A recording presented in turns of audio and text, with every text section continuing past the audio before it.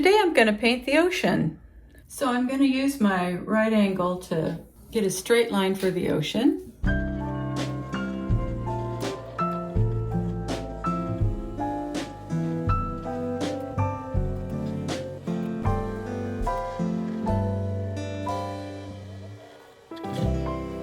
I find that it helps if you kind of darken in where the darker values are going to be, and then you can find it later. Now, when you're painting from a photo, it's never going to be exactly like the photo. Now, this is a dark area here. This is the part in shadow. Now, this is really dark, really in shadow. Okay, I finished the outline, and you can see where I marked in the shadows, and hopefully this helps to keep me on track. I mixed a purple with alizarin crimson and ultramarine blue. I added just a little bit of yellow ochre to it to dull it, and I'm going to get the shadows a little darker. Now, one thing to keep in mind when you're painting from a photo, it's not your goal to make it exactly like the photo. You want to, following a photo helps you keep everything kind of in the right place. You want to just use your photo as a guideline, and you're going to make it better. It's really helpful to get your values marked in before you start. Now, I've heard a million times to be messy, to be quick, but I seem to have a problem with slowing down. So I'm trying to be fast. Somehow it leads to more natural appearance if you can be sloppy and not too attentive to detail. That is my goal. Now, in the distance, this rock it's cooler, so I'm going to come over this a little bit later with more of a bluish and lighter value. As I mentioned, I'm just trying to get the basic value map in. These rocks in the water are always the darker because they're wet. This is commonly what you'll hear described as painting the ugly first. The block in and the value mapping is not the most attractive part of a painting. There's different ways to approach a painting. I usually do tend to start with the darks, but sometimes when you are moving ahead and you want to gauge your whole painting's values, it helps to put in the lighter values first. So in this one instance, I'm going to put the sky in to help me get the values of the rocks more accurate. Now, the sky is never one color. It's always darker up top, and it's always lighter at the horizon. In this case, the horizon actually looks sort of pink almost, and the top is darker. So I'll add a little cobalt blue. Right now I'm using cerulean, but up here I'm going to add a little cobalt blue because it'll be darker. There are some places I'm allowing the transparent red oxide to show through. I added more white to the ultramarine blue. We're going to come back later and add more color to the ocean here. Now here I use the ultramarine blue and white. I added a little red iron oxide to dull it. Somehow I ended up with some red in this, which it's okay because we're gonna add color anyway. Anything you do while oil painting can be fixed, so never get too upset if it doesn't seem right. You can always paint over it. When you're near the shoreline, don't worry about dragging any brown into the water because a lot of times there's rocks underneath and it just makes it look more realistic. It's actually a little bit green down here under the rocks, so we'll take a look at that and come back later. Now, the panel was tinted with red iron oxide before I started. It had a chance to dry. I try to remember to allow bits of the iron oxide to remain and show through, but I tend to be a little bit too type A and paint over it, unfortunately, but it's better if you can leave it. Something about having a little bit of underpainting throughout the entire painting gives a feeling of cohesion, like it belongs. Right here closest to the shoreline, the water is quite dark. And that's okay, it'll give us a little undertone here. But right here in the foreground, there's a lot of gray. So this part is in sunlight. So I took some yellow ochre and mixed it in my gray. And this is more of a little pure yellow ochre with more white in it. This is red iron oxide with ultramarine blue and white to simulate some bushes here. Same things over here. This actually has a little green in it. We'll add that later. Remember, you're making this more exciting than it actually is.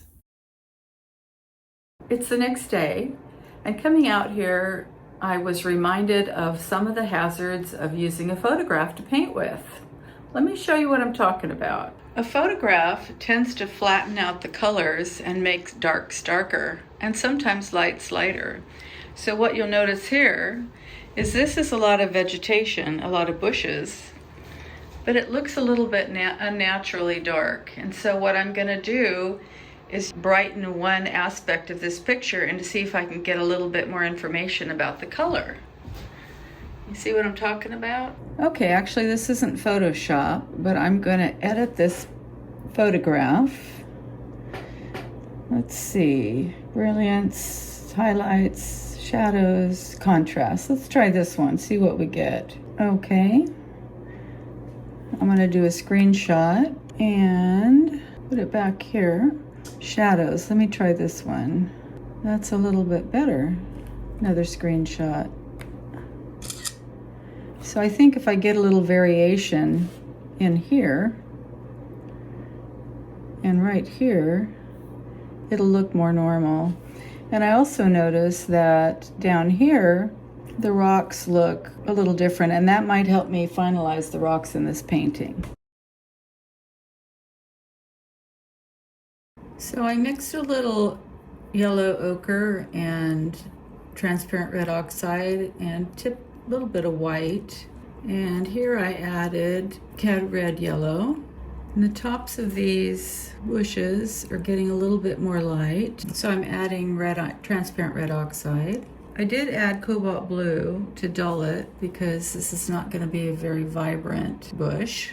I'm still concerned that this is a little bit too dark. Well, I think this is better. It's important to step back because you kind of lose your perspective. I think I'm going to do that right now. Well, like I said, stepping back is a good idea. And what I'm seeing is this is a big mess. It's supposed to look like rocks, but I think it just looks like a big mess. I think this needs to be smoother and maybe a little lighter color because the horizontal planes are lighter and the vertical planes are darker. So I think I'll get a little bit more color in this. Part of the story is, where's the focal point? So I think in this painting, it's probably like right here. I think my brush strokes are a little choppy. I might want to switch over to my big brush. Let me try that. Another strategy, and I think I'm going to employ that right now, is when you're becoming frustrated with part of your painting, is switch to another area. So I'm going to switch over to the water for a little while and then come back to this. So now I'm using cobalt blue and white, and I have added some transparent red oxide to dull it. And I'm going to try a little technique called scumbling, where you just kind of drag the paint over what you already have painted in kind of a dry brush technique. We'll see what this looks like, and if I don't like it, it's okay because I can always paint over it. You will get your sky color in your water because it's reflected, and I did use the cerulean blue for the sky, and so now I'm dragging or scumbling a little of the cerulean blue over the water. There is kind of an angle, which I should reflect the painting technique because it's coming kind of slightly at an angle this way. I do still want to get some of the cobalt blue in here that's been dulled with the red iron oxide. Now, I was starting to feel frustrated right here, but now I'm kind of having a good time. It's always good to change things up. You do want to reflect some movement, so that's when you kind of do some different brush movements. Over here I noticed there's some color variation. Red iron oxide. This is a cerulean blue. And in this section there is green. Ultramarine blue, cadmium medium, and transparent red oxide. Okay, here's the update. Started working on the water. Started working on the sky, not done that. There, not done there. I faded the rocks in the distance a little bit more bluish. So all I have left is to finish the sky. I need to do this part here. This is another cliff. Anyway, getting kind of exciting. So I think I'm done. I'm going to come back to this tomorrow just to take a second look. There's always touch-ups the next day. But anyway, let me show you the final painting. Here you are.